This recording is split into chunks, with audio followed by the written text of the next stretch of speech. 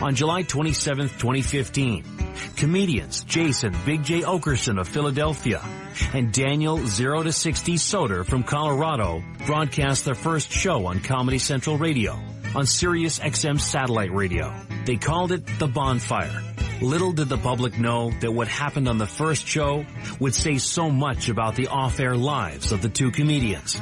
It was 6 p.m. Eastern on a Monday night, and the two excited co-hosts began their inaugural show. It's a new day, and this is The Bonfire with Big J Oakerson and Dan Soder on Comedy Central Radio, Sirius XM 95. It finally fucking happened. It's unreal. Remember all of our married for 40-year fights on the phone we've had over this? It was, we had several conversations where there were things texted like, this isn't us, bro. This isn't us, man. I don't think people realize how catty men can be, especially when business is involved. Because we were fucking, you and I have never fought in our friendship. No. Ever. It's not based on that. It's never. It's based on us getting high and making each other laugh. Yeah. A great opening to their first show. Or so they thought. Bonfire host, Big J Oakerson. So the first show, there was so much excitement, tension. It was such a long time coming. And we get this opportunity. We were so excited to pick our intro song and let it out there to the world and how professional this radio show is about to be. And then we start just ripping off a good, I think almost 20 minutes. 20 minutes of just gold. Fun, laughing. It's our monumental first time doing Bonfire. And we're going to get it out there for the world. And then, of course, we get a call that says we have not been on the air the entire time. Bonfire producer, Lou Witzke. I knew right away we weren't on the air, but I didn't want to stop them because they were doing so well. So I called engineering and had them try to fix the problem. When they couldn't fix it, I had to get Jacob, who was white as a ghost, after I told him, you got to tell the guys they're not on the air. But even like, new Jack. We're off the air. Are you guys, what? We're off the air. Technical difficulties. Bonfire host, Dan Soder. What Jay didn't know was I'd been up for 5 days doing a mixture of angel dust and LSD. By the time I walked into the Bonfire, I thought we were already in syndication, which I heard never happened. I'll tell you something else. I've also been up for 15 days now. I've been up since that first show, and I'm whacked out of my fucking mind. What's 21 minutes? It's 21 minutes on a year. Hi, it's The Bonfire on Comedy Central Radio, Sirius XM 95. I'm Dan Soder. That's Big J Oakerson. Holy shit. We did a show. We already were doing a show. Yeah, pull the curtain a little bit on this. We started this thing on time. 6 p.m., Big J and I looked at each other like, here we go, buddy. We knuckled down. Like we were fucking Top Gun pilots. Yeah. One more time into the great darkness, Goose. See you on the other end, brother. You're my gun man. I know you always got my back. I even had the inner voice telling me, I'm like, this is going really good, man. Really funny shit. There were 4 people that were so happy with that radio show. And then someone just goes, you've never been on air. And we're like, what? Yeah, we got waved down. It's like, guys, none of that went out to anybody. Actually, the first words were, you guys aren't on air. So I'm like, oh, we got cut off. And I thought it was some cool, the government was shutting us down, turn up pump up the volume. Yeah, they're like, guys, this pirate radio that's not pirate radio. But Talk actually, hard. This paid subscribing radio station. And, no, it turns out that none of it. Dude, that was great. None of it played whatsoever, which is fantastic. And it's official, buddy. We're here. It finally happened. Even after a 25-minute delay. I do believe we are live. There's a lot of thumbs up happening around the room. Unless they're just fucking with us to be like, let's just let these idiots go for 2 hours. There's so many thumbs up. I think this is golden. Dude, they even changed the lighting in the production, in their, the little production studio. It went from cool, fun producer, Frasier, Roz on Frasier, into hospital lighting. Yeah, it really went full fluorescence in there. And that's how you know someone's going to get yelled at. Oh, my God. The fluorescence come on and goes, hey, get out of this sexy vibe, Venus flytrap. At 6:21 p.m. Eastern, the technical difficulties worked out. The Bonfire was officially off and running. And over the next few weeks, Jay and Dan would not only realize they were making people laugh, but they were quickly becoming the voices for some of the most important issues in America. Yeah. I stab you with the ski pole in your peephole. repo, I'm sharp like the Space Needle. Nobody's equal to me, 'cause I'm the fucking illest. So It was a lot to absorb for the new host, but Big J took it in stride. For Dan Soder, it was another story altogether. Bonfire host, Big J Oakerson. Oh, Chet Haze. My excitement to show Dan for the first time, Chet Haze, I couldn't believe he was unaware of it. I thought he was a real historian of Hank's knowledge, but he did not know that Tom Hanks has this son who believes he is a white rapper. And you know the saying goes, if you believe you're a white rapper, you are a white rapper. And just the sheer joy we had in learning that experience together. I was happy. It was good to see Dan laughing, because I started noticing at this point he wasn't really sleeping a lot, and he was sniffling in studio a whole bunch, and I thought his clothes looked a little baggy. I didn't want to make a whole thing about it, so I just kind of let it go and enjoyed the fact that it seemed like Dan was back in the game and laughing at Chet Haze. You seen on the Tom Hanks rapping son? No. Come on. No. Oh my God! Don't do this to Tom Hanks' legacy. No. Well, dude, this is all. Colin. I mean, this is all over the place. But I mean, yeah, Chet Haze, dude, really? Take a look at this. Tom Hanks' son. He is dumb as a doornail. All those fancy schools and all that sweet Rita Wilson mothering that I assume is the sweetest of the sweet. It has to be. Your dad's Forrest Gump. Is he like me? He's like, nah, son, I'm mad ill. Is he like I am? Nah, you spit fire like I do. Yo, dad, would they stop my dad when I was running, but I ain't stopping? He just references. How do you not reference being Forrest Gump's son? Got shot in the buttocks. What a failure of Tom Hanks and his wife. I mean, how do you just let it? I mean, look, maybe that's unfair. Yeah. That might be unfair, but I mean, like, how do you not see that happen? One day your son was just like, yo, Pops, I don't even know like that. Look who's in the kitchen. Oh, yeah, you gonna do something, Forrest? You gonna do something? I wish you would. I flex on you, Forrest. Yo, someone's about to have to save Private Ryan because I'm about to knock you the fuck out, Dad. Fuck you, Mom. I wish you was that mermaid. Yeah, I wish Daryl Hannah was my mom. I don't give a fuck. I call her Bathtub Mom. We keep her right in that bathtub. I wouldn't even eat fish tacos because I would think it would be disrespectful. Yo, Mom, you got the first name of a fat girl. I never met a skinny Rita. Ritas are usually only good at two things: fighting other bitches and making waffles. Waffles. And you make a pretty sick waffle, Moms. Hey, but for real though, that custom waffle maker that Dad got from the president of Spain, shit's dope. Yo, Pops, Apollo 13 was dope.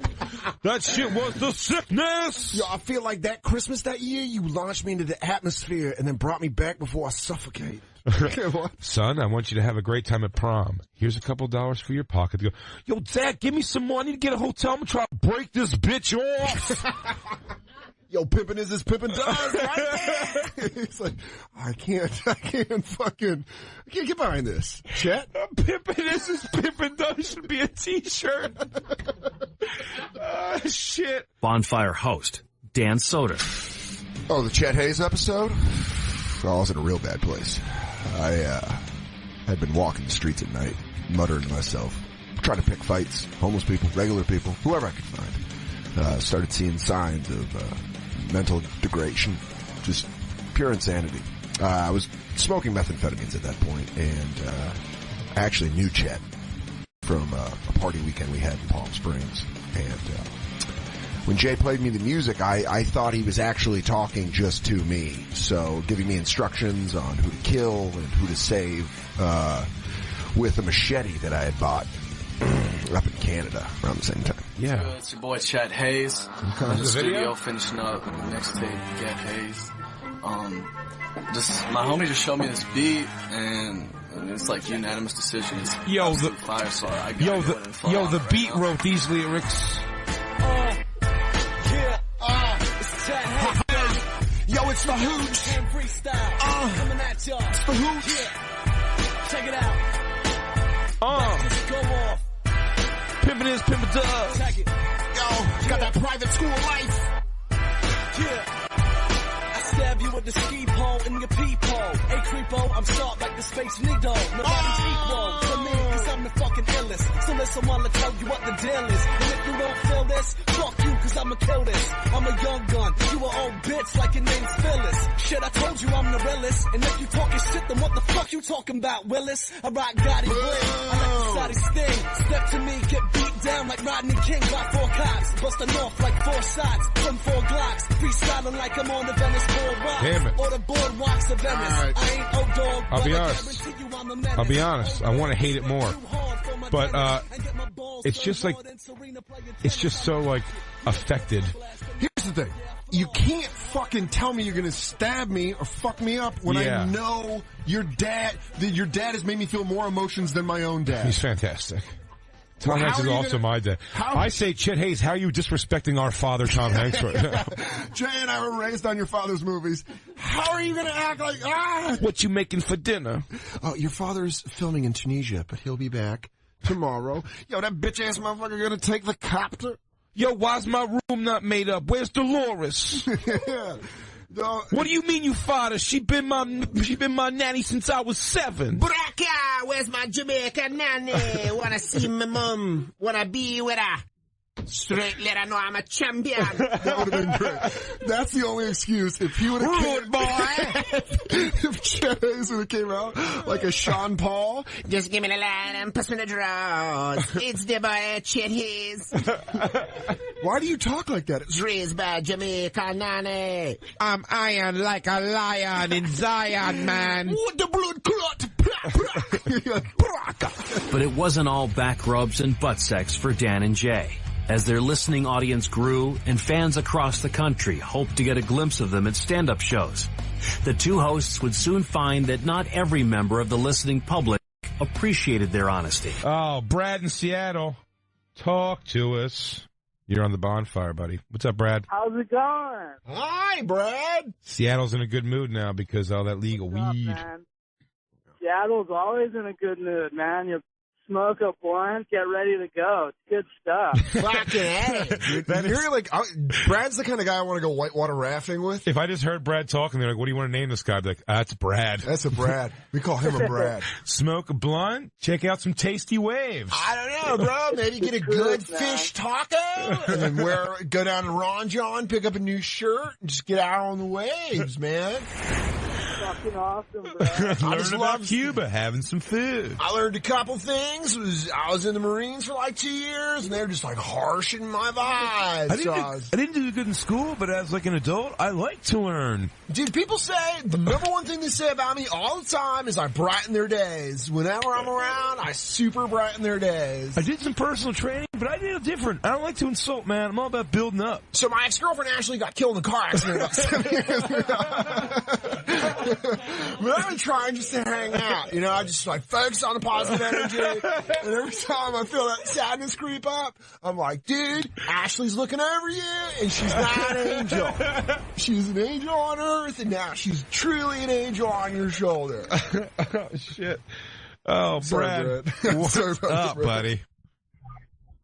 Yeah, so let's get honest for a second. You guys are a bunch of like 350-pound like fucking obese guys talking about watching people piss. Like, that's super fucked up, man. You guys are probably getting paid fuck all to sit around all day and talk on the radio like a bunch of assholes. Maybe you should do something with your lives, like I don't know, fucking contribute or something like that. Okay. You know, like just flip through stations and listen to you guys just talk about, you know, how you're getting off to your circle jerk audience, a bunch of fucking 20-year-old kids who are working off to a bunch of middle-aged men who've done fuck all of their lives. Oh, dude, you're great. I like that you're, hey, hold on. Hey, Spicoli, hold on real quick. Let him roll. Okay. Go ahead, Brad. I'm sorry. I didn't mean to cut you off. Brad. Oh.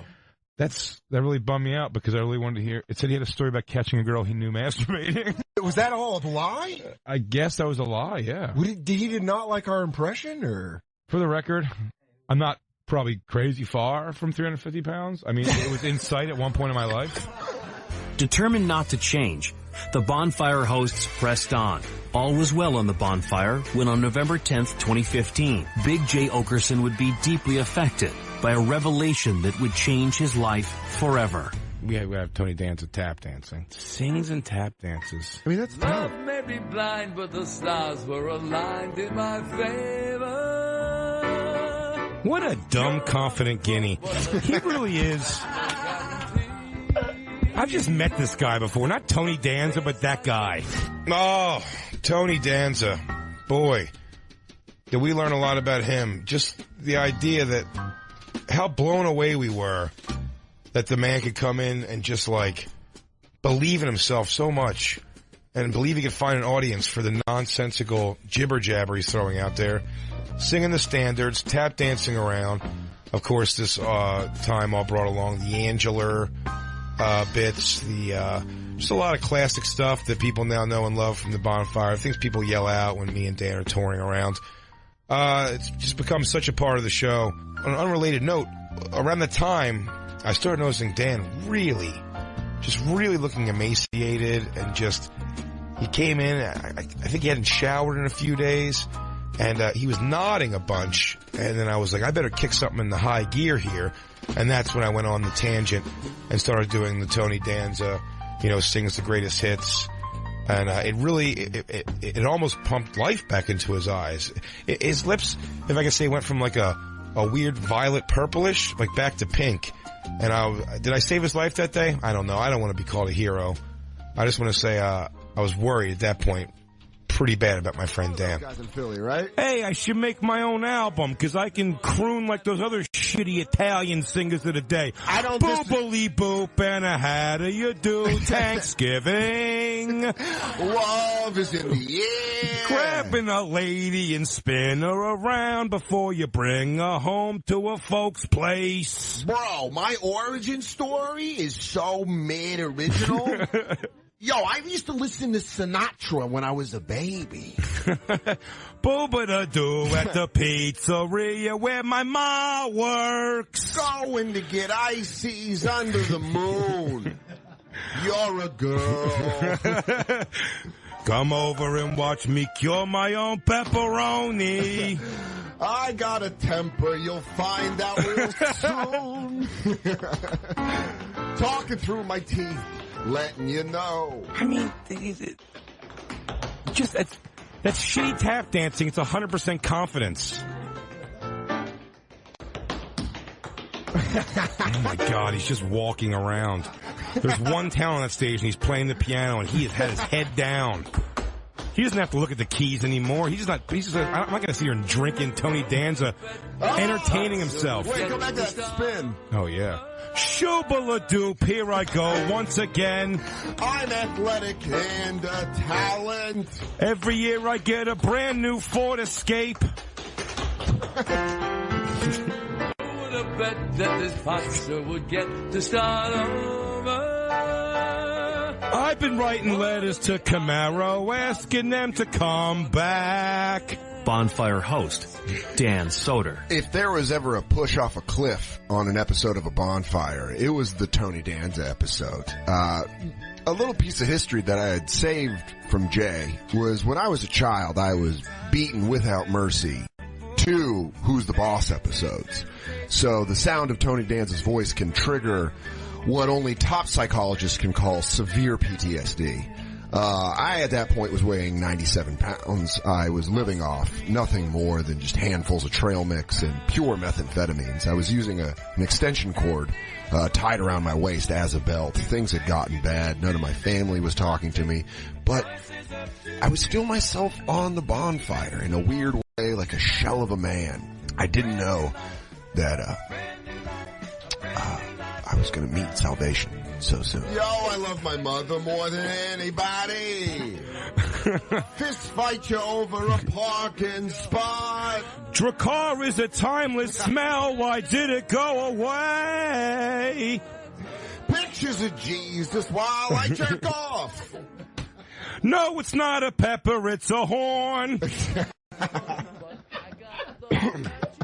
Loyalty's the most important quality. Better to be feared than respected. I know this guy. That's my favorite. I know this guy. I just know this guy. I met him. Rocco. Come on, baby, you can do it too. Never got to really hit high notes. Yeah. If you start 12 octaves low. Shoo-be-la-boo, do-wee-wah. Whoa, man, did glass almost crack? Shoo-be-lee-wee. Razzmatazz, dinner's not on the table. You love them all the hits from Big J. Oakerson, the smooth sounds of the boy from Philly. Draw me a bath before I bust your mouth wide open. That one's called Loving My Wife. Because your whore mother's living here for free. And the classic Family Ties. I should have married your sister instead of just fucking her. Ah, the old single man's walk. You'll remember timeless classics like all of Big J's. Where's the remote, you cunt? Living Room Love. They're all there on the double disc. If I could build a time machine, I'd go back in time and kick your father in the nuts so he never had you. This one's going out to you, Pops. And live cuts. Like Daddy's Love. I'm ripping down your daughter's vag every day, shredding it like Paschetti. Even the X-rated hits are on there. The Bonfire is a close-knit family. And like any family, they fight. Perhaps no one would come to know this better than extended family member Steve Hugo Varley. I was covering for Merkface on the phones, and sometimes I zone out during any show I'm working on, and I didn't mean to zone out here. I think I was taking a caller, and somehow Motley Crue comes up, and Big J was asking me if I knew names of the band members, and I said, I think I knew Tommy Lee, and I think he's in Motley Crue, but I think Tommy Lee's the drummer of Motley Crue. Yes, correct. And I didn't know any of the other band member names, and they kept saying it, I guess. I didn't catch it. So they said Nikki Sixx is in the band, and I thought it was Nikki Sixx they were saying.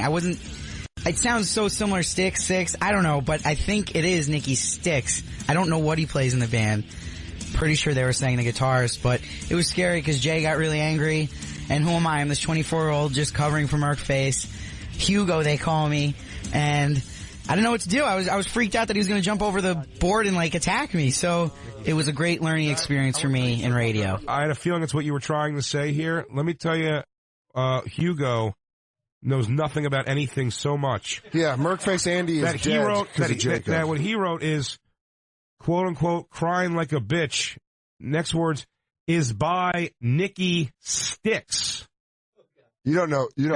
Sticks. Do you not know Motley Crue? Hugo, get on the goddamn mic. Hugo, you don't know Motley Crue at all? I know them. I don't know who Nikki Sixx is. Name the members. There is no Nikki Sixx. Name the members of Motley Crue. Name the goddamn members of Motley Crue. One of the guys was on Serial Life, the lead singer. I know Come on, dude. This is a lob, Hugo. Dude, this is a lob. Do it. Who is in Motley Crue? All of them. You can name all of them. It's a lob. Tommy Lee. Okay. This drummer. Yes. Keep going. Oh, my God. I can't name any. We said his name 8 times today. You were not listening. Vince Neil. Okay. Vince Neil, lead singer. Okay. Keep going. Wait, Christine, no. I'm going to go with Nikki Sixx. Hugo, how many times, goddamn Hugo, how many times out loud do I have to tell you it's not Nikki Sixx? It's Nikki Sixx. It's Nikki Sixx. Fucking asshole. Nikki Sixx. It's this whole conversation's built off of me saying it's not Nikki Sixx, Nikki Sixx, and you called him Nikki Sixx 3 more times like you're trying to fight me. This is like your version of Paschetti. It's like it's spaghetti. He's like, yeah, Paschetti. God damn it. God damn it, Hugo. Crying Like a Bitch is by Nikki Sixx. It's not even about... You couldn't understand anything that Trevor said. Trevor, we appreciate your knowledge. Perhaps no other individual has captured the hearts and minds of Big J. Oakerson and Dan Soder and their fans as much as Cory Feldman. Longtime fans of Feldman's acting work, Dan and Jay would learn there were many more levels to the Hollywood star than they had ever known. They would come to call him Feld Dog. And over the coming months, fans clamored for their discussions of all things Cory. At the same time, co-host Dan Soder's life was spiraling. Bonfire host, Big J. Oakerson. Oh, Cory Feldman. I mean, how much joy has this guy brought me, Dan, and the campers?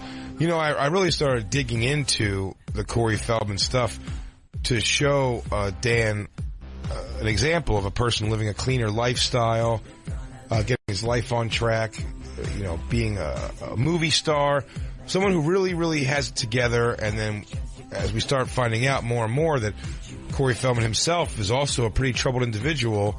While there's no alcohol and drugs, there's the whole sort of sex cult deal he's got going on and these crazy angels. And if you recall, it all kind of dials back to this guy saying that he was sexually abused. He gives no names, no facts, no stories. But if you see the way he dresses, I sort of believe it. And it brought so much joy at the time that I really started seeing Dan make a real turnaround in his behavior, in his look. His skin looked good. He looked healthy. He went to the dentist, I remember, around that time. So his teeth got cleaned up. He was doing great. And then, mysteriously, after that Wednesday, we lost contact with him for about 4 days. Just completely off the grid. It was the weirdest thing. Oh, the Cory Feldman episode. Oh, brother. That was gas on the fire. Why does Cory Feldman say pedophilia is Hollywood's biggest problem? I want to see his take on that. Is he trying to tell us that Steven Spielberg did something to his butthole? I hope so. Ate it. But being famous so young, he says, caused serious damage to him and his friends. Yes! Do you feel like you missed out on a normal childhood? What childhood? I don't know what that means. That was very Sheenish, actually. Lou, it's got to be a drop. What childhood? Not just those looking for the bonfire. Also some with far more sinister motives. I can tell you that the number one problem in Hollywood was and is and always will be pedophilia. Pause it. Also a drop. Yeah. These ought to be drops. The biggest problem at Sirius Satellite Radio has been, and always will be pedophilia. Jacob, get your hands off me. I'm taking back the night. Yeah, I'm going to get a haircut like Jennifer Lopez and enough. And punch you. Fucking Legend of Billie Jean it. Yeah. Fair is fair. Keep your goddamn mitts off me. Jacob, you want to have another shirtless hug with me to talk about production meetings? He's abused him and his best friend, the late child actor Corey Haim, his co-star in The Lost Boys. Well, what happens if my mom is dating the head vampire? Feldman says the trauma of that pedophilia contributed to Haim's death. There's one person. First off, what a way to throw your friend under the bus after he's dead. He's dead. He goes, pretty tough life. And used to get boo-fooed by old men. That's such a fucked up a guy pulling his dick out of the pee hole of his director's pants, his big pants with the knee-high boots. I'm gonna fuck your friend. All right, everybody, cut. Feldman, see me in my office. Haim, alone time. But what a way for your friend to be dead. He's gonna say, so he goes, pedophiles Hollywood's biggest problem, but he's only talking about Corey Haim. He goes, no, I mean, they tried to get me, but I was like, no. But Haim was just fucking chugging producer dick by the fives. I was too strong, and they said that my I mean, they tried, but I kicked so much ass, it was crazy. but they got him, and boy, did they get him. Yeah. Look, you can see by my moves that I can move pretty good. So, I did that side thing to get away. Not old Hames thing. Yeah. Hames was more of a people pleaser. I got good east to west movement, which I think threw off a lot of these old producers. They're used to a lot of downhill running. They're prepared for that. They know how to block that. He's going to concentrate on Haim getting fucked. And that person needs to be exposed, but unfortunately I can't be the one to do it. But the person that knows who did it and knows who he is watching right now, I guarantee you. Yeah. It was a circle of... He's like, I'm about to drop a bomb right now. Corey Haim was fucked so many times. I couldn't sleep at night because just next door, just hear him just balls to butt. And I know you're out there. You fucked my friend right into an addiction. I even had to do blow just to comfort him. See, what this particular producer didn't know is I've taken 7 years of Aikido at that point. I was pretty trained in Krav Maga. I did Krav Maga before I knew my own name. I always walked around with a bow staff, prepared for such situations. Are you familiar with the spring-loaded baton? Well, I had all of them sewn into the arms of my jackets. The spring-loaded baton. Go ahead, I want to hear more about Haim. And that person happens to be a Hollywood mogul. and that person needs to be exposed, but unfortunately I can't be the one to do it. But the person that knows who did it and knows who he is watching right now, I guarantee you. Yeah. Intriguing. Yeah. Wow, that's, thanks for nothing. Took a whole camera crew out here. You gave us nothing. You said, it happened. I know it. He knows it, but he'll never know. Couldn't have been more patronizing. Well, oof, you are every time I think there's no more news coming out of you, buddy, you just fucking fart out another gem. He's like, and that Hollywood mogul is waiting for this YouTube video to load right now. Yeah, great story. So, is there going to be goodies too? That was basically cool story, bro. That was exactly what that was. Said as intriguing. Cory Feldman just said that him and Felddog and Hamster were getting fucking nailed by directors, and it's got less views than like adorable Chihuahua. Yeah. Corey Haim taking so much dick. Now he's in the dirt, I can really talk about it. Well, one producer got us by telling us that's how we would actually become vampires. He said that was our protection, which I didn't believe it, but Corey. And I used to tell him, sorry, bro, you're getting fucked so much, but there's nothing I could do about it. I tried to teach him an escape from a wrist lock, but he never listened to me. Dude, seriously, if a guy holds a gun on you, all you gotta do, really? What you do is you grab the elbow, twist the gun, and saw him. Pressure point. Now he's pointing the gun back at himself. Now you're in control. The prey's become the hunter. And the hunted has become the hunter. Corey, I can only give you the lessons. You must apply them. Bonfire host Dan Soder. I thought I'd stabilized, is what they call it. But turns out I was just in a deep, deep tailspin. Everything was around me, felt like it was within reach of my fingertips, but it wasn't. Oh man, I was selling everything I could get. Bonfire shirts that I was just making with Sharpies and just handing them out to people. I was telling them we were 7 days a week. This is an irrational amount of radio to do. It was getting pretty bad. I knew it was bad when I started taking Mountain Dew baths. I could feel my pores open up, and I knew when I got high off methamphetamines it was sinking in more. And, Dante said the Inferno's 9 levels. Or, I think I heard that once. I don't know. My hell was another 6 long months. Jacob, I picked a fight with Andy, and he handled me pretty convincingly. I was high on meth. I said, that's not a real beard. And I went to grab it, and he beat the shit out of me. I mean, the guy pulled my beard, and it hurt. What did you want me to do? The one part of Merc face you don't mess with is the face. Those were not good times. But I think at the time, he had beat me right. What I didn't see coming next is what hurt more than my own addiction. Now, Jacob, you're our Cory Feldman specialist. Breaking Bonfire news with Cory Feldman specialist. Yeah. First of all, I found a Cory Feldman tribute song to Corey Haim. That's what you found. It's called Remember 222. I don't know what that means. What is can we find out before we look? Can we find out what 222 I'll tell you what. means? How about this? I want you to put it in context if we hear it. But let's play the song, and then Jacob, if you have the Bing capabilities, can you find out what it means? Unless he was born, was Corey Haim born? Someone fact check this. Was he born February 2nd in the year 2? In the year 20. Don't you understand? Corey Haim was old. He's a wizard. He's like Jack. He's like Highlander. He's like Jack Nicholson in The Shining. You've always been here for the whole time. This is a picture from 2. Is that a cave painting of Corey Haim? Oh, weird. It's the 3 buffalo and then what looks to be Corey Haim. Is that Corey Haim? Play the song, Jacob. We were kids, laughing at the things we did, working harder than we should. But that is everything I hoped it would be. Go back.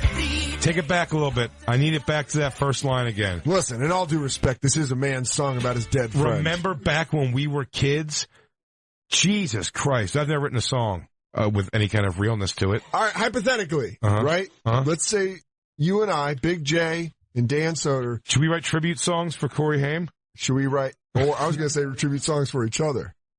Oh, yes. Let's do that. That's way better. Yeah. Because let's break down this one, though. Back when we were kids. Now, it has to be to the beat of this song. Remember when we first met, smoking butts outside the club. Remember when The contract wouldn't go through. We were mad at each other, but we stuck like glue. But we always kept good demeanors when we spoke on the phone. Sometimes we got mad, and then we cooled it off with a game of Madden. I want to say for the record, I was never mad at you, ever. Ever. I was never mad at you, Jay. I love you. I love you so much. I love you. Let's listen to another. Let's keep going, Jacob. It's brought us together. Remember back when we were kids, laughing at the things we did, working harder than we should, but though we knew what was good, made the most of every day, we altered our reality. As our best friends, such a shame that I had to win. Just like soccer fell too soon. Your legacy collided. I remember when I didn't acknowledge you were getting molested by that producer. Remember when they gave me hush money. When Corey Haim died, he actually had the face of like when you turn to a vampire in the Lost Boys. He had the actual face, like shadowy cheeks. This poor son of a bitch. He's already in the ground. Is it possible? Don't watch everything you have to see. Don't watch it revolve around sex. Can we get the lyrics transcribed? There's got to be a site. If you type in Remember 222 lyrics, yes, you'll get them. You know, when we were young, every day was so much fun. Oh my Christ, dude. To offices to get a ride. There was a shower in the back. Filled the lap and broke the rag. What? Came in late, night before we both had dates. We never took things serious. That made us mysterious. We're dedicated to a higher purpose. We're fighters for truth. Stop the song. I'm flustered. I mean, I'm emotional. We just found out, first of all, I'm emotional. I need a second. Those lyrics were, remember back when we were young, we would have so much fun? Yeah, dude. You a fucking 5-year-old writing a school poem? I'd like to see him freestyle. Do you know what 222 is? What is it, bro? This is the description of what 222 This makes me worry about another grown man. I'm worried about Cory Feldman. What's wrong? It's, remember 222. Yeah. Just refers simply to Corey Haim's favorite number. What? He had a favorite number. A 3-digit favorite number? You gotta be a fucking world-class dildo to have a favorite number. By the way, but also to stretch your favorite number to 3 digits? 3 digits! You're being a little greedy. You can't find a number that fucking suits you to be your favorite in 100 numbers? What about 2? Derek Jeter? No. 22. Emmett Smith? Well, here's the thing. No. 222. 2. Get this, bro. 22. You sitting down? Yeah. Throw one more 2 on that. Where? Where is it going to go? Right into my heart? Yeah, right on the end and right into your heart. As if to never be upstaged or fucking shove his own cock in any situation. 222 is in reference to Corey Haim's favorite number, which is 222, and that Cory Feldman has pointed out for years now how eerily similar it is to his own favorite number. Okay, hold on. Wait, let me sit down. You sitting down? Yeah. Good. Take the mic over there with you. I'm just happy you're sitting down. This is a lot. Yeah. There's been a lot of pen action today. I felt a lot of blood leave my head, too. Okay. Might be the pen, might be this knowledge. It's eerily close to Cory Feldman's favorite number, which is simply 22. What? Wait, what? Yeah. Dude, seriously? By the way, if you told me 2 jerk-off should have hung out together more in the world, forget how eerily close numbers are. If you find me 2 dudes who have a favorite number, I swear to God, become best friends for life. I feel like that knowledge, you know in war movies where you see the bullet kill 2 guys? That's what should have happened. We shared a lot, man. We both are guys who love numbers, and we had a favorite. Producer cocks. We also split a few of those. It's crazy. We also had a number of blinks that we would communicate in. Well, we found out if one of them worked the balls, the other one worked the shaft, they only had to give a couple blowjobs. That's hilarious because they're standing in line to get molested, and they're like, "I only like working shaft. I only work balls. What's your favorite number?" Quick. What's your favorite number? 22. What? Shut up, dude. Dude, I'm freaking out. My hands are shaking. Look right now. Look at me. Now we're going to be finishing each other's producer blowjobs. Sorry. Cum shots. Facials. Oh. The lives of the Bonfire hosts are an open book, and so are those of the crew. It's not always easy sharing your private lives on the air. On this day, producer Lou Witzke would learn that black is the new orange. Oh, DJ Lou and his girlfriend, who just loved black dick. Man, such a fun subject, so much fun. Everyone in the studio, the energy was good. And then, of course, in walks Dan, and at this point, he's just abusive. The drugs are, at best, are only making him feel normal, just getting him through the day. But he was withdrawn, and at this point, the whole thing was a shit show, was falling apart. And I thought at very least maybe we could pull it together for a few minutes, try to cheer up Lou. Bonfire host Dan Soder. I don't know why he was trying to cheer Lou up. I mean, yeah, sure. His girlfriend's fucking a bunch of black dudes. Boo-hoo. I got open veins. Just pouring out toxins and other shit. I don't even know. But hey, get that money, Lou. Is that even a real thing? I don't know. I'm in a much better place now. Lou, was your ex a garbage animal in the sack? Yeah. Yeah? Yeah. Bad parenting? No, great parents. Okay, I think it can go that way too. And I just wonder why. You met the dad? Yeah. Several times. You've been together for a long time. He's like, hello, You're still broken up, right? Yes. Okay. Very nice to meet you, Lou. Is this my little daughter you're taking out? It's very nice to have a white man come home instead of a Schwarzer for Thanksgiving for a change. I'll tell you this right now. I can't leave the room without her changing into an NBA game. It's like every Hanukkah, Lamar. And it's finally nice to have a Yom Kippur with a man who looks like the challah bread we're about to eat. I'm sick of this pumpernickel bread coming, if you know what I mean. You're a good guy. You're Dad, this is my new boyfriend, Lou. He's a DJ and a moil. And a moil, but you're going to love him. He does christenings, but don't let that bug him. Every holiday she comes home with another one of these rattlesnake dicks. Hi, Gewalt, I'll tell you this. I've had more black dick dunked in my fucking toilet water. Hey, honey, who burnt the brisket, eh? Who's this fella? I didn't know my daughter was into the end cuts. Okay. She likes it a little darker. Who's got to go outside of his ex-girlfriend's window and yell at her on Yom Kippur? I know she's got to be home.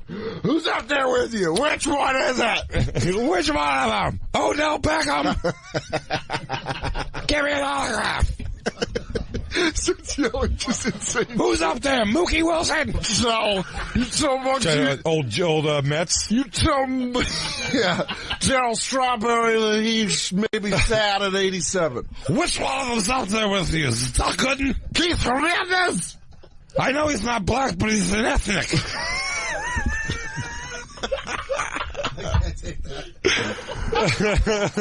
Like Mookie Wilson's the best one. Yeah, Mookie Wilson's the best. What do you think of this sucking off Mookie Wilson? I gave you the best kiss of my life.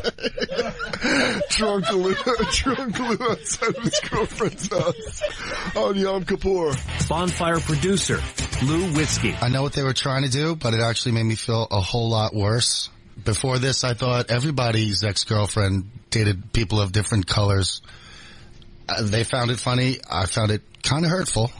Kind of hurt a lot. It hurt a lot. If producer Lou Witzke thought discussion of his personal life was over, the relief was short-lived. With Bonfire host Jay Oakerson at his wit's end, and out-of-control Dan Soder would reveal a recent discovery about Lou Witzke that would shake the very foundation of the show to its core. Oh, the Lou stew bit. Yeah, Lou, we find out, is a twin. He's a twin. He's got a brother looks exactly like him. We named Stu. Still not quite sure what his actual name was. I said I wasn't going to do this. Because I had a brother too. His name was Dan Soder. He's so lost. I didn't know if it was the drugs. I didn't know what the fuck was going on. But all of a sudden there's another Lou.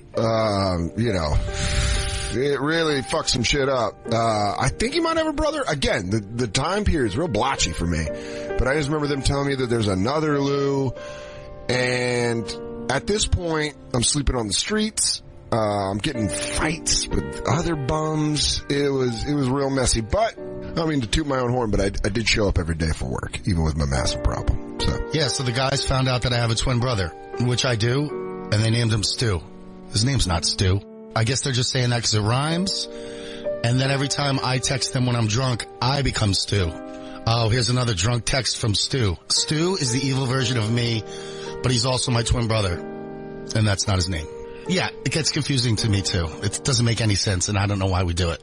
But it rhymes. Dude, I found this out on Instagram no more than 36 hours ago. Sleepy in bed, fully boned up. I'm checking Instagram. I go through it. What are you looking for all boned up? I just go through Instagram. This is Morningwood. I had to pee. So I'm on Instagram, and I scroll down, and I see a picture of Lou, and did you know this? Twin brother. No idea. You had no idea. I'm going to show you. Really? Lou's got twin brothers look just like him? He looks. Wonder Twin powers, activate! In the form of super producer. What does he do, Lou? He's a bartender. Lou, is that you in the tie-dye? Yeah. See, you don't know which one's which. Well, no, just because, like, look at this one. His twin brother dresses like Lou, and Lou's not dressed like Lou in that picture. That's why I always assume that Lou books 2 gigs a weekend. He does like a bar mitzvah and a christening, and they both DJ it. Can I do my, I've been watching Breaking the Magician's Code, on Netflix. Okay. And Lou, can you be a part of my thing where it looks like you're over there and you're over here? But it's just you and your brother? I think I like that for your second hour special. You're going to add illusion. I'm going to do some illusion. He goes, "Hey everyone, you know super producer Lou, and he's in behind this curtain. No, he's over here. Where is he? He's omnipresent. Just the two. Are you guys very close? We've been together since the womb. We still live together. Really? Oh, really? No shit. Yeah. That's gotta be. Do you guys weird. fight a lot? No, we get along great. Have you ever had a fist fight with him? Oh, we had one. The last one was one right around the time of this picture, like when we were 21. He put the cigarette out on your cat. Your brother's whacking down a Camel Light, and you're holding a baby kitten. It's literally like 2 different personalities. You guys never played any games with chicks before, huh? No, we're too jealous. We're jealous. Wow. Of each other. You guys don't like seeing each other get laid. It takes time away from each other. Hey, stop hanging with him. He's my twin brother. Hey, I got a girl coming over. He's like setting up NHL on PlayStation. Like, what? But I thought, girl, it's bro night. We always bro out Tuesdays through Saturdays. Every Thursday night we play video games and then we lay on the floor in the exact same position we were in Mom's stomach in. Yeah, that's bath time. That's just bath time. Bert and Ernie it? Tell me to imagine they like on the carpet, like how they were laying in the stomach, or like him wrapped around it, like the way twins are in the stomach, where they're like next to each other. I wish your brother was like a serial killer, like he turns out to Billy be Evil Lou. Oh God, Evil Lou. Like you love, like let's take minutes after this picture that he went and like killed that cat in front of you. Yeah, I never found that cat. Hey, bro, you seen my cat? No, what? You got a cat? Mittens, I love her. Oh no, I just gotta go out for this pack of cigarettes. I'll be right back. I'll be right back. Yeah, no, I really saw you had a good bond with that cat. Your parents never mistook you at all? They knew who was who always. Have they ever fucked up? They tagged you. My mom's getting old. She never, she doesn't get it right ever anymore. If she like marks you 1 and 2 on your foreheads. Yeah. It's a marker when you come in. She stamps your hand like it's a club. She's just an old grizzled lady. She goes, all right, you two are freaking me out. I'm gonna fucking label yous. Lou, you 1, you 2. I had too much gin before noon, or you're both here. I gotta get to bingo. I don't have time to figure all this horse shit out. Lou, you 1, Will, you 2. All right, raise your hand if you're Lou. Good job, Mama loves you. Who's my bubbler? Get over here, bubbler. Will came out of me first. You get the first kiss of the night. Look at those bottoms. Look at that, huh? Now one of you 2 fanooks gonna go out there and get a girlfriend and stop living with each other like you're 15 years old. Which one of you has the girlfriend that loves the blacks? Lou lost his girlfriend back to the Black D pool. That's my fault. You know she's not going to stay hitched down when it's almost draft season for the NBA. What? You get lottery picks are out there. There's all these long bodies with powerful penises. This is her season. Young, dumb, full of semen. And also can nail a 25-foot J. Lou, you've never been a ball player. your fundamentals are what your fourth grade basketball coach called an abomination. Your outside shot, abysmal. You have what Jay Billis calls upside.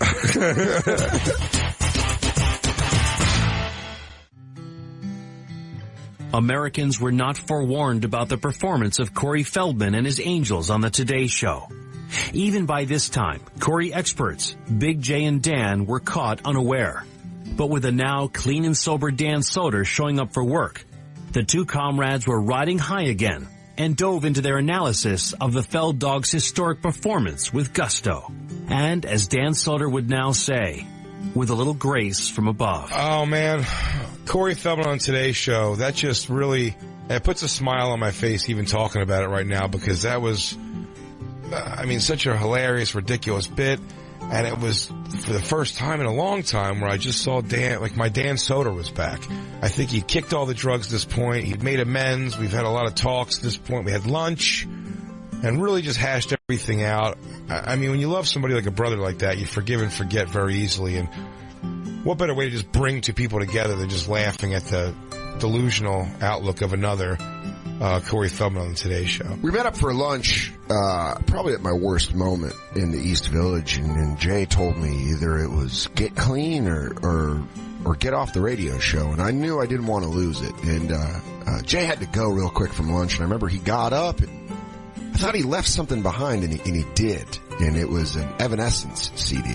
I didn't know much about it, but I listened to it and I found solace in their words, and it pulled me to a good place, and I got clean. I hadn't used for about 90 days, and then the Cory Today Show episode kind of was just it was us. It was back to what it was. It was the stairs at the cellar. It was bowls in the afternoon. It was all white guy 5-on-5 on 2K17 or 16. I don't know. I was on a lot of drugs after that, but it was us. And it was good. Well, here's the great thing is Jay and I both got a group text from Sal that said, hey, Cory Feldman's on the Today Show. Yeah. And then immediately, and Jay and I have been talking about this all afternoon, the Bonfire's built itself into kind of like a Feld dog expert. Somehow. So if like in outbreak movies where a disease hits, and they're like, we've got two scientists in Switzerland that are working on it. Jay and I are those scientists. That's it. So then they bring him in, there's like a chopper where it's like, and we get off into a big field, and I'm like, I'm Dan Soder, that's Big J Oakerson, show us where Feld Dog bombed. We need to see. Just said, don't touch it. You didn't contaminate this goddamn scene, did you? We've been tracking him for over 15 years. Well, he's on a track, and the thing is, he did, seem to have an interest in coming on this show. Yeah, to promote his album. At one point, to promote his stuff, because, people were tweeting at him and involving us and everything from the ball busting we do. And we made a decision as a group, actually, the whole crew here, kind of was like, let's not do that, because I do respect him enough, and I mean that, from the work he's done that I love. Goonies. He's my favorite Goonie. And I don't want to know him. I'd rather just be able to laugh like everybody else to thing. But there is always a tinge of you don't want to fly too close to the Feldman sun. but there is a tinge in me still that while I'm assuming we're gonna laugh wildly over this next 2 hours. But I hope one of us is actually blown away by the performance. Because I'll tell you this, Jacob came in. He did. And Jacob came in, and I don't know if it's just too weathered, like one of those cops that they make watch pedophilia, where you just come in. That wasn't even all that bad. Yeah, where you're come in, you're like, oh my God, you're a monster now. But he came in and he goes, it's not that. I think we watched way worse stuff. I think we've seen way worse. And that's the thing. Now look, the world is not like us going on YouTube to find him performing lip singing on Evening at the Improv in 1987. Not too many people have seen Bud Freeman introduce him into his song, What's Up With the Youth. We've teased it. We haven't watched it. By the way, that needs to be said. Jay and I avoided watching it. Very purposefully. You've seen the video. Yeah, I've seen it. You saw the performance. Everyone's seen the performance. Do you want to start doing over-unders on Michael Jackson moves? We start taking a little side action? Why would we ever take a bet on this? Before how long it happens? Yeah. I say before any lyrics. Any lyrics? Yeah.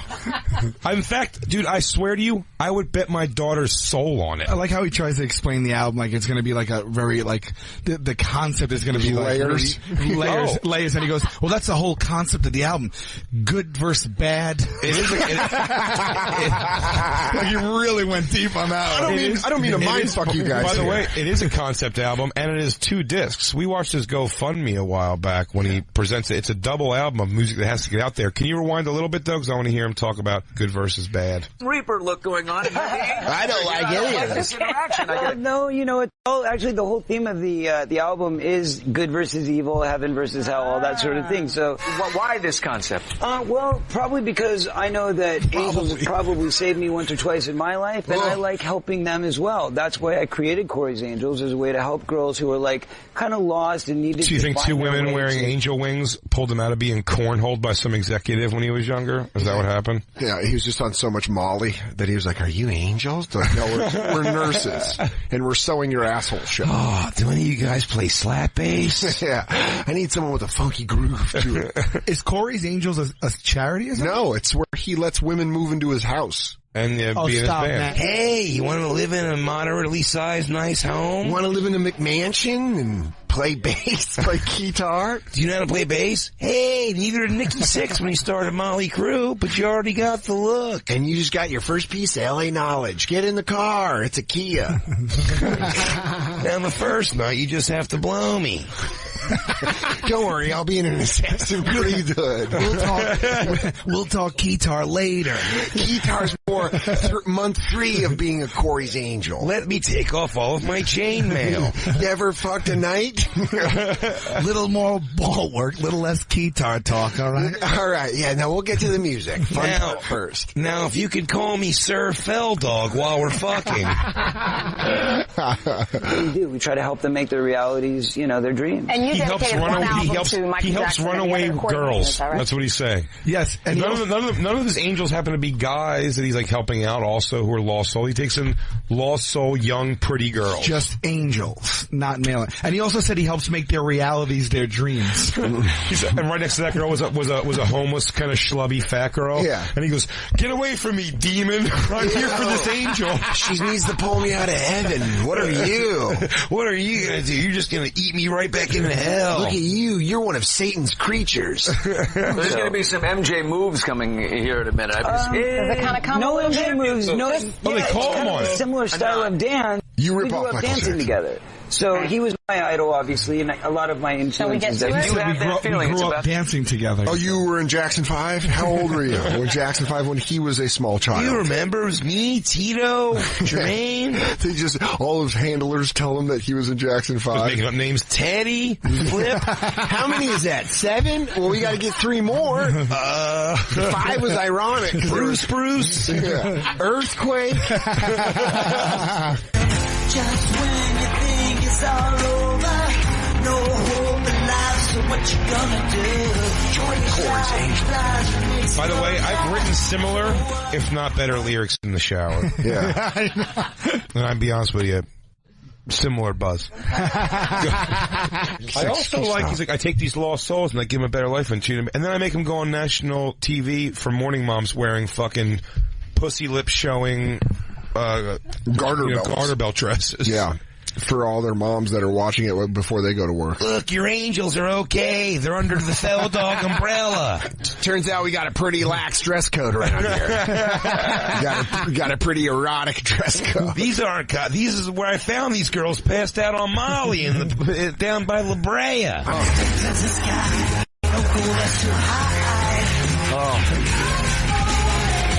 No, we're not gonna stop until we reach the top. Top of where? He also can't, like, he's not a good singer. No, he's doing that thing where you just talk it out. He's like we're getting so high. Yeah. So you fly high. I love that it just keeps showing over the Angels thing. It's early morning New York City, people going to work. Yeah. And they're like, hey, I just think I saw fucking Cory Feldman dancing like an asshole in there. Is that fucking Feldog? I can't tell. He's dressed like Assassin's Creed. I gotta go work on the new building on 59th. Who the fuck is that guy? Some guy hanging off a girder. Yeah. Hey, anyways, I was on my way to work today. and fucking Feldman. I think I found my daughter who ran away playing keyboards behind Cory Feldman. She wouldn't hear me. I said, Sarah! I screamed it 17 times through the glass. This bitch is yelling back, I'm an angel now. I go, get your fucking ass in the Buick. Your mother has a drinking problem because you ran away. You're a fucking fungel Scotch the Booch. Yeah. You piece of strum of the bush. That all day.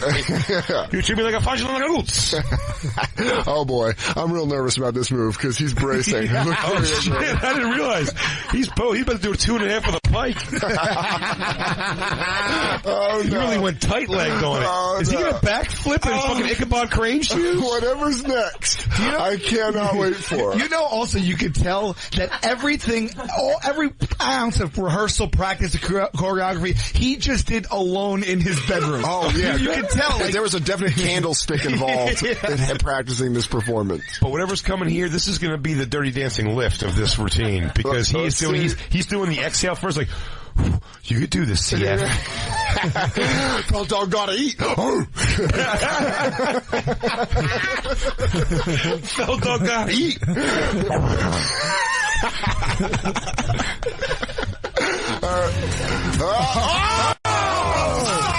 Push around.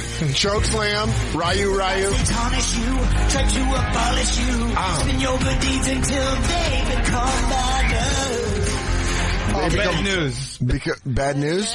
Spin your good deeds until they become bad news. Is that what it is? Bad news. Back up a little bit. I also heard bad news. Again, in that sentence, you'll notice the theme, good and bad. Oh. Spin your good deeds until they become bad news. Yeah, we definitely should have done mushrooms before we watched this video. Until they become bad news. In the early days of the Bonfire, Dan and Jay would be introduced to their next-door studio mates, Debbie Doniger and Ben Shear of the Golf Channel.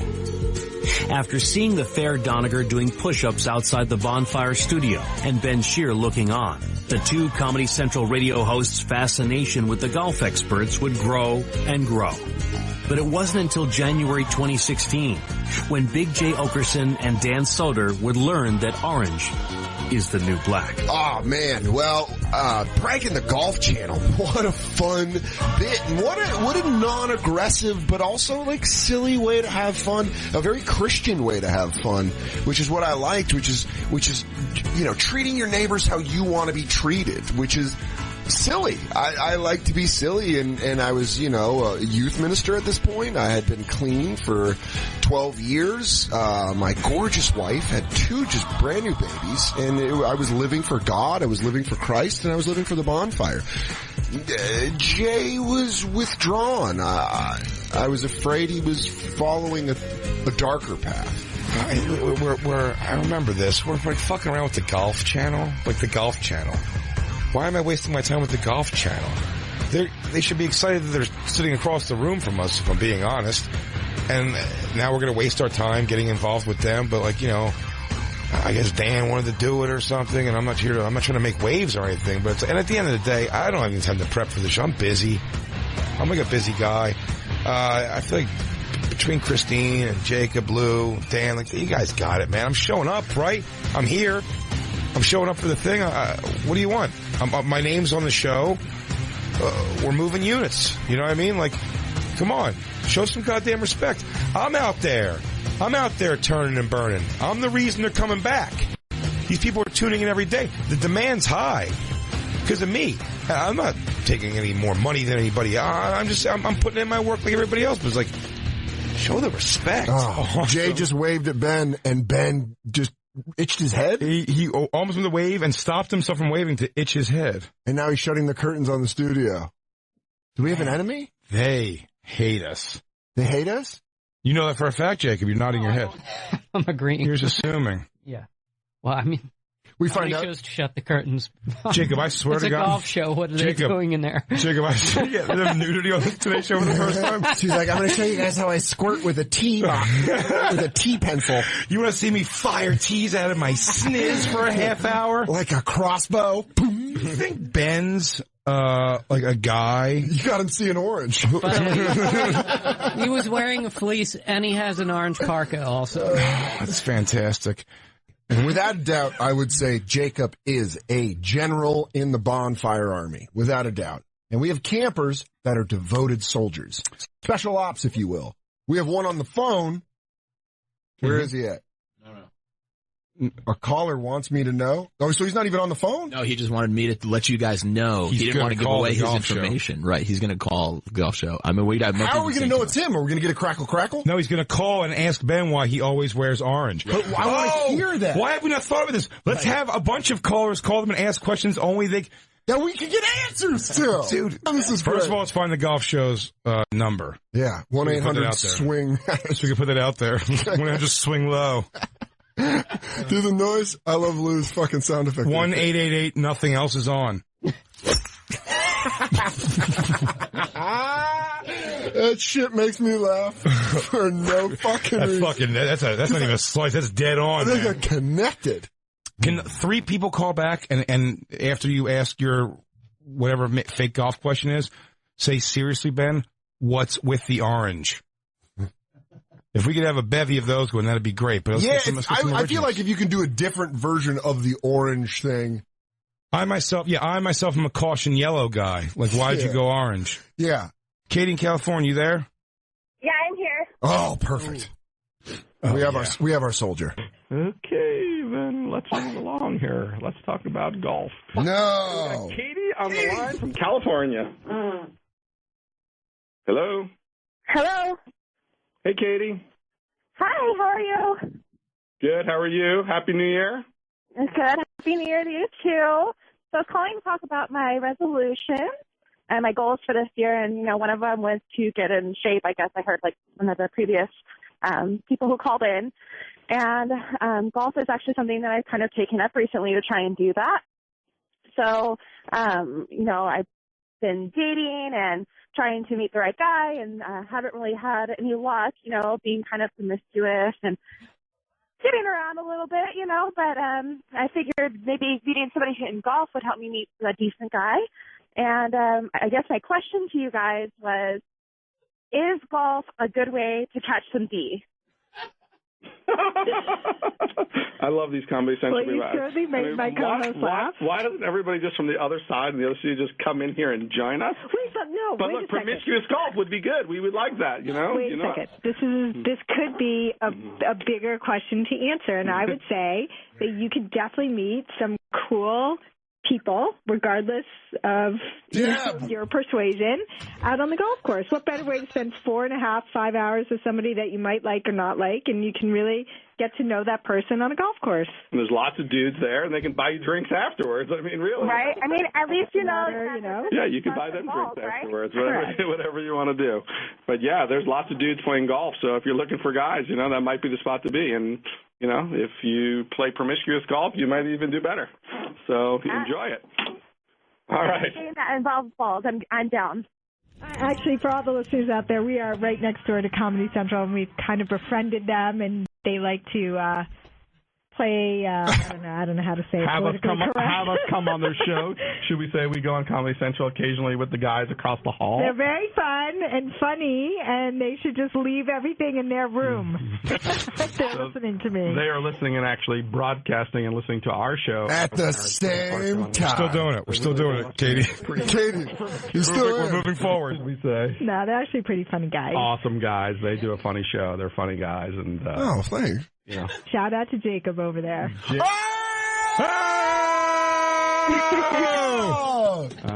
don't think they What goes on with the saying, what stays in Vegas stays in Vegas, what stays in that room over there, that studio? Stays in Studio 8, just stay in Studio 8. Studio 8? Yeah. They hang up on her. Oh, Katie. You are the best. You are. That was, Katie, there you go. What a beautiful woman inside and out. Oh, my God. Oh, that was good soldier. You were fantastic. And you know what? Can I just say this? Your stealth and prowess and the way you just composed yourself, you did great. And, I'm going to say this. Shout out to Jacob's lady, Deb, for handling that. Debadoo really came through. Debadoo! I think Debbie does indeed like us. Yes. And I tell you this. I think old Chester Cheeto over there likes it. I think he's starting to warm up to the boys from the Bonfire. Old Cheeto thumbs? Or she should, if the dick bounce, there she is! Yeah! Debbie! Yeah! You're so hot. Get in here! She's coming in. She's coming in. Debbie! Totally on air, dude. That's right. Debbie D! Debbie! Huh? Katie? Oh, yeah. That was us. She's great. That was ours. She's a general in the Army now. Dude, I told her she can meet guys or whomever. Oh, no, Debbie. I was just praising your broadcasting abilities to go right into that. Debbie, you were golden, by the way. You were absolutely fantastic. I don't know if you heard me yell out, because I was like, Deb! Because you nailed it during the phone call. You did nail it. And one of these days, Deb, you're going to have to come in and sit on Jacob's back while he does push-ups. Come on. All It'll right. mean the world to him. It'll mean the world to him. Then there's a ceasefire till then. Look at her. Oh, thanks for wow, running. she gets hotter as I see her, huh? Holy shit, she's a cutie. Wow. When Behind the Bonfire continues, an incident in the nation's capital sparks the trial of the century and divides a country. Christine got lit up drunk. Lit up drunk. I hate drunk Christine. Welcome back to Behind the Bonfire. Things had spilled over. Milk was on the floor, as they say. Shit had gone bad. I had flocked a little too much to the church, but Jay was a different guy. He was unreachable. Even Christine couldn't talk to him. Sunglasses while he slept, while he showered, while he shit. It was nonstop. As he called it, the Jay Show? Well, I think, the hectic hustle bustle of my life starting to pour some water on the bonfire there. So I'm like, how do I come down, help these kids out, give the show a shot in the ass again? I'll bring my personal business into it. Of course, what's going to be more interesting about what's going on behind the scenes of my world, my crazy shit at this point, the money's, coming in. I can't even spend it fast enough. It's raining pussy everywhere I go. Gifts, traveling, just spending time with celebrities. Kevin Hart's calling me again. Things are getting pretty crazy for me, and it's like I'm starting to feel resentment coming my way from these guys. Hey, Dan Soder. Am I saying that right? Soder? Jay Oakerson's with you now, okay? So sit back, let me take the wheel, and you just enjoy the spillover, huh? Oh, yeah, and then Christine, I let her live in my place. So she's coming to me all half-cocked. Bitch, there's 50 more like you waiting outside. It was really hard to be on a radio show with a guy that you can't talk to. He's got a harem of different women now. Christine's sleeping in the same bed as him, but they're surrounded by all these strippers that just sleep around him like a pit of snakes. And he wouldn't return my calls. He was always bad with texts, but this was a different thing. He made a all Madden team of just Jays. So when I went over to play him, it was all 99s, and they were all Jay Oakersons, all of them, even the punters and kickers. It was fucking weird. And the trial just set it off. In 2016, Bonfire host Big Jay Oakerson was performing in Washington, D.C. to an enthusiastic crowd just out to enjoy a night of comedy. All was well in the nation's capital. Oakerson, enjoying a meet and greet with his fans backstage after the show, had no idea that his world was about to change forever. Probably what I can only call the real boiling point of the bonfire was the trial. With his girlfriend Christine Evans by his side and drinking like a fish, the two were greeted by an old boyfriend of Evans. And with several beverages consumed and acting like a sloppy drunk, Christine let slip a fact about her old flame that would shake Oakerson to his core. With his stand-up honed on BET and in black comedy clubs across the nation, Big J's fan base was rooted in the African-American community. This white boy just titty fucked my butt cheeks. Leg a lamb, leg a lamb.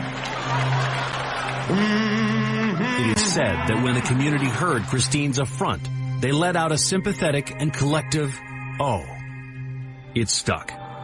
Anytime a supporter of Oakerson spoke about the D.C. incident, from then on, he would be affectionately referred to as OJ.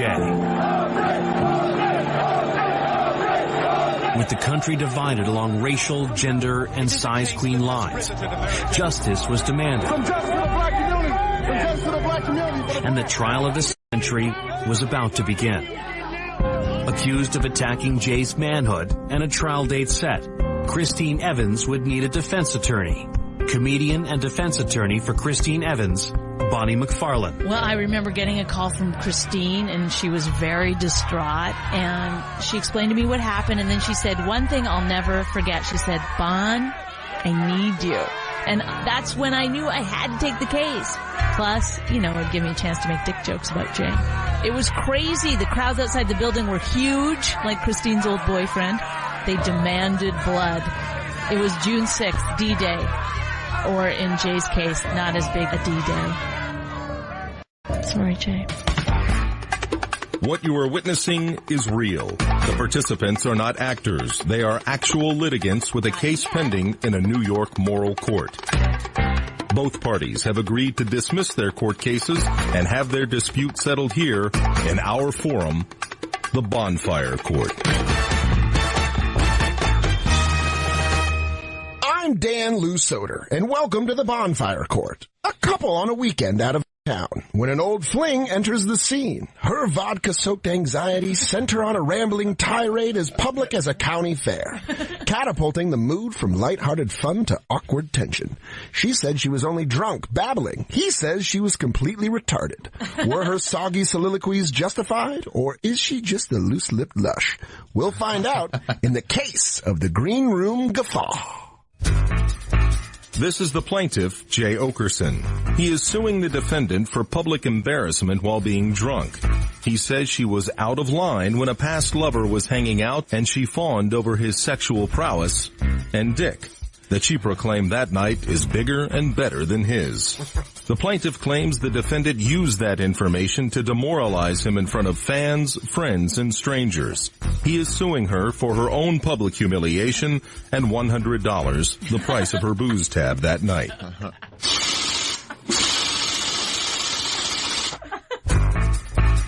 This is the defendant, Christine Evans. She claims she was only trying to lighten the mood and bring levity to an otherwise awkward situation. She is filing a countersuit stating that, his dick was bigger, so, whatever. She's asking for the plaintiff to step up his dick game. Bailiff Andy Fiore. Trial? Yeah, tensions were high that day. But, as the bailiff, I was ready to do whatever I had to do. All rise!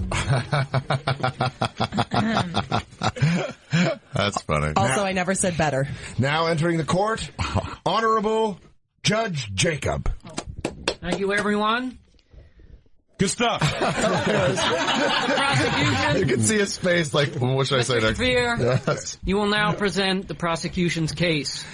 Well, if anyone understands what it's like to be a stand-up comedian, try to get bookers on your side and fans alike, it's a difficult road. It's fraught with a lot of failures. And one thing you don't need is a girlfriend of yours telling a manager of a comedy club that you got a small dick. You've been tossing her around everywhere you can. I spoke to one Melba, something, I don't know, whatever her name is, in Washington, D.C., and she said she's not sure she could ever have Big J back in the Improv again. There's a dick limit. Ari was like a pit bull. He played the insecurities of the male caller, saying things like, if it's small, don't tell them all. And if the fingerless gloves don't fit, you must acquit. I'm here to prove today that Christine not only wantonly, it's with an O, embarrassed my client, Big J Oakerson, her loved one, but also that once she knew she was doing wrong, she continued down that path into an area that was so distressful to the client that he is now no longer the same quote-unquote man. Attorney for Big J Oakerson, comedian Ari Shafir. I remember that day. Bonnie McFarlane was a tough opponent, but there was no point where I doubted I'd win this case. There was no point where I doubted I'd win. Obviously, women have it easy, so everyone wanted to vote for the women. I didn't think that was enough to overwhelm the facts and the talent that I showed as attorney for Big J. If it would please the court, I would like to take this time to ask for continuance That's already sidebar. Totally. To look over, I know I've had a very full day. Heavy docket. Overruled. Okay. This case is about integrity. This case is about honesty. This is a case about the greatest girl in the world. Okay. It's Christine, you guys. I was like, you thought it was you, huh? No, I was like Scarlett Johansson. She's still active even though she's had a child. Oprah? Yeah. Christine might have, she did say the things that we're saying that she said. I won't deny that here today. But she didn't intend for those things to hurt you. Big J. Just her being your girlfriend is like a walking billboard that you have a big dick. And that's how she feels all the time, that she's always letting people know you have a big dick, because here she is, a beautiful woman, dating you. Who requires big dicks, apparently. Oh, she's... Sorry. I'm sorry. She allows you to have sex with whoever you like. There's something unproven. You haven't proven any of this yet. She has threesomes if you want. She gives blowjobs whenever you want. I hope that's true. She's always got like extra spit in her mouth for you. Oh my God, like a chipmunk. Yes. She's a great girl, and when people look at the two of you, they look at her and they look at you and they immediately think, that guy must have a huge dick. So when she made that joke, and it was a joke, there's always honesty, there's always truth and humor, you know that as well as anyone. She didn't think that it would hurt you the way that it did, because you know she's always saying how great your dick is. Well, we've had an involved day here at the Bonfire Court. We go now back to the finale of the trial of the week. Welcome back to the Bonfire Court. I'm Dan Lou Soder. You switch gears great.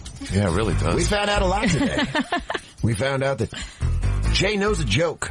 We found out Christine knows size. We found out that they're doing a lot of fucking in between. Finally, we go to, instead of closing arguments, final statements from both the defendant and the plaintiff. We now return to the Bonfire Court. Christine, I believe, was not joking. She was hammered. She gets in her own head. She gets wound up about shit. She had some, it's not been brought up at all, but she has said over the course of the few weeks, maybe some inner resentment for some reason. Unbeknownst to me. Well, she said it. Could be some kind of resentment, anger. There was a thing trying to take me down a peg for some reason. And all I did that weekend was bring my lovely girlfriend, full paid trip down to lovely Washington, D.C. Nation's capital. Food, drinks. And we have had conversations about her drinking before. However, I'm not an authority figure. I don't tell her what to do. She drinks whatever she wants to drink. I mean, she could do whatever it is she wants to do. And with that freedom... Except make fun of your dick. I gave her a lot of rope, or not a lot of rope, as this case would state. Rope means dick. Rope means dick, everybody. But even with that little bit of rope, she chose to hang me with it publicly in front of a bunch of people. I believe it was done with the intent to hurt. And I believe for that I should win this case. Well, that's pretty gripping. Gripping indeed. I don't know where this... How did I do good? You did so good, dude. Are you proud of me? I'm very proud of you. Christine, in your best interest, I think it'd be best if you didn't say anything. I gotta go. No. Mrs. McFarland, let her roll. This is how it goes. Miss Evans. This is how crowd work works. Let them talk a bunch. Does the defense's case hold water? Okay. What if Christine goes, pause attraction, everybody. Was marked without pause attraction, which was not available on the 64 Buick Skylark. My idol. And obviously, how could I be talking about someone's dick in a green room if I haven't seen him in 3 years? I got drunk and fucked him without my knowledge, which shows I don't have dick memory. Is she Marissa Tomazio? God, I would love that. Christine, you have the floor. Okay. I wasn't trying to hurt you, Jay. I love you. No, you addressed the court. Court, I wasn't trying to hurt Jay. I love him. I was just really trying to get ahead of, being uncomfortable. The guys made comments about it. Jay's made comments about the guys mentioned art that's on my wall. And it's almost like, hey, let me fucking make everybody else uncomfortable instead of taking that on myself. So not a joke. Ari. Well. It was a joke. It was a joke. I was joking. But if the joke is stating a fact, that's not technically a joke. No, that could still be a joke. That could still be a joke. Christine. My intention. That is still a joke. Honesty, truth, was to make people laugh. Funny now, it's laughing true. at Jay's expense is not something I should ever shoot for no matter what. Sure you can. You can laugh at my expense all you want. That wasn't a joke. That's all my point. You can laugh at my expense all you want. Make it funny. Can you imagine if Big J said, "Oh, this ex-girlfriend I had, what a great pussy she had. Her pussy was right in front of you. Her pussy was better than yours." You and other people. We break up. I never said better. No matter what, you knew that his dick was bigger than yours because you made me tell you that information. No matter what, it doesn't matter that. It doesn't matter that you wanted that information. He is not better than you in any way, shape, or form. But the worst part is he's not being with He's not a better lover. He's not a better comic. He's not better looking. Also, I never said better. By the sounds of him, Control of this court. by the sounds of him, he's 5'2", so he's all dick. So, like Joey C. He fucked his leg. That's what turns out now. It might have been big in scale. Well, hi, I'm Dan Lou Soder, and this is the most intrigued I've ever been in my life. By the way, the Bonfire Court brought to you by Little Hug Fruit Barrels. It's straight up diabetes in plastic. By the way, that is not Lil Hug. It is Little Hug. Well, you know it's probably worse bro, than those. I'm not trying to get sued, dog. Yeah. Also, I'm kind of excited for this. Yeah, let's hear what the we're going to go to the verdict to the Honorable Judge Jacob Bata. Christine. Bailiff, has the jury reached a decision? They have. All right. And the case between Mr. Jason Oakerson and Miss Christine Evans. The jury finds the defense overwhelmingly guilty. Guilty. There it is. We get it. Ari's hugging. I've never won a case. Never. But wait, guilty of what? Guilty. Of slander. Being a soggy fucking whore in a green room, you piece of shit. Christine was wrong.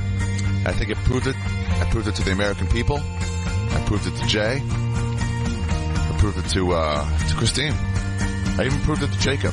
People who doubted me a little bit. Christine was in the wrong, everyone, and I think now we know. I'm very happy for his family. I'm very happy. I'm also very happy. I think justice was served. As a society, we've moved on. We've moved on and we've grown from it. I think in the future, people like Christine need to be punished, not just with shaming, but actually with lashes. I think we should bring back lashes for when she acts up like that. I still think she should give Jay freebies once in a while. Freebies. Blowjob, cum in the mouth. Once a month on the road, he's able to get a blowjob, cum in the mouth.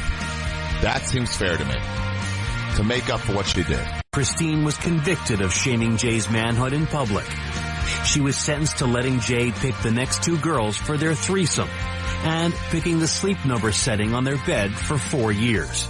On the advice of my legal counsel, Bonnie McFarlane, I exercised my Fifth Amendment right. Also, I fell down the stairs. It's my fault. In the trial, I don't know. I think it was the thing that saved us in the end.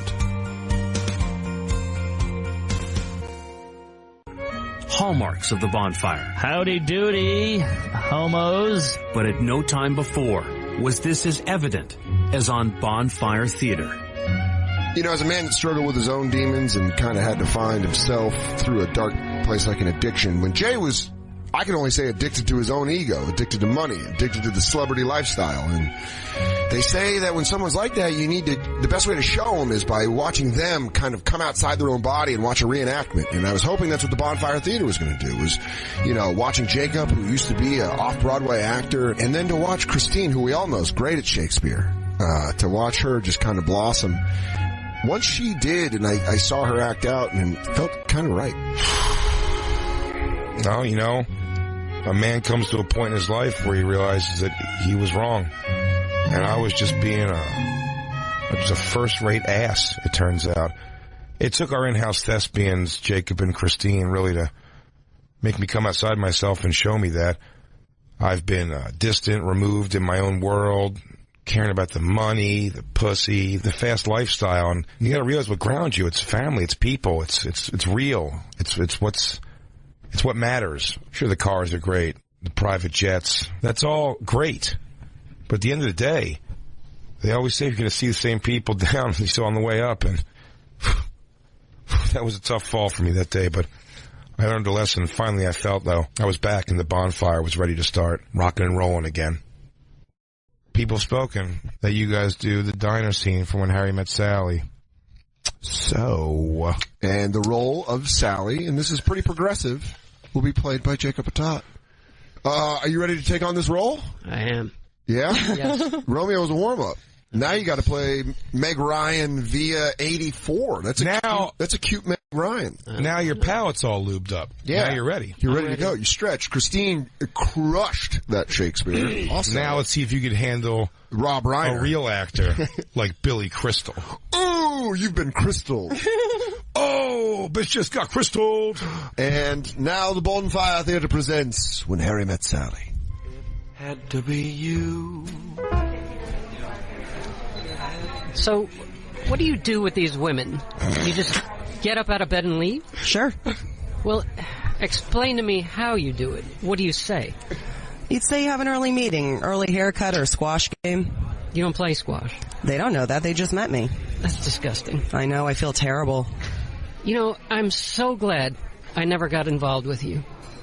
I just would have ended up being some woman. You had to get up out of bed and leave at 3 o'clock in the morning and clean your... What is that word? Andirons. Andirons. And you don't even have a fireplace. Not that I would notice. Why are you getting so upset? This is not about you. Yes, it is. You are a human affront to all women, and I am a woman. Hey, I don't feel... Wait, quick break. I feel like Christine's bullying Jacob here. Cut. You're putting nothing into the act. You're doing it like a person sitting in an audition room where she's just like yelping back the words at you. You act too. Poor Jacob, you're raking him over the coals here. I was acting natural. You're going blah, blah, blah, blah, blah, blah, You know what? Have a conversation. We're co-directors here, like the Wachowskis brothers. The sisters. The sisters. So I'm going to step in here and say, Jacob, I need just exactly what you're giving right now. Christine, little flowerier. I need 90% out of you. I need 90% more of you. Okay, and you know what? I mean, he's a tough co-director, but I got to listen to him. All right, we're rolling. Sound. Take it back two sentences. 2 sentences. Rolling. Sound. Speed. And action. Why are you getting so upset? This is not about you. Yes, it is. You are an affront to all women, and I am a woman. Hey, I don't feel great about this, but I don't hear anyone complaining. Of course. Of course you're not.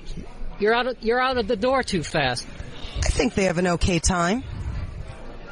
How do you know? What do you mean, how do I know? I know. Because they... Yes, because they... And how do you know they really... What are you saying? That they fake orgasm? It's possible. Get out of here. Why? Most women at one time or another have faked it. Well, they haven't faked it with me. How do you know? Because I know. Oh, right. That's right. I forgot you're a man. What is that supposed to mean? Nothing. It's just that all men are sure it never happened to them and that most women at one time or another have done it. So you do the math. You don't think that I could tell the difference? No. Get out of here.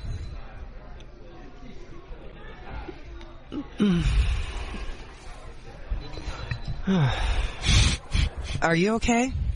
Oh, God. Oh, God. Oh, God. Oh, God. Oh, you're right there. Oh, there. Oh, yes, yes. Yes, yes, yes.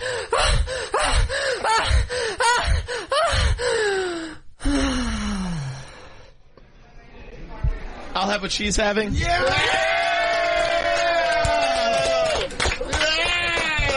Great. He ad-libbed the right there. That's not in the script. He he sold in. He bought into it. Bonfire executive producer, Jacob Patat.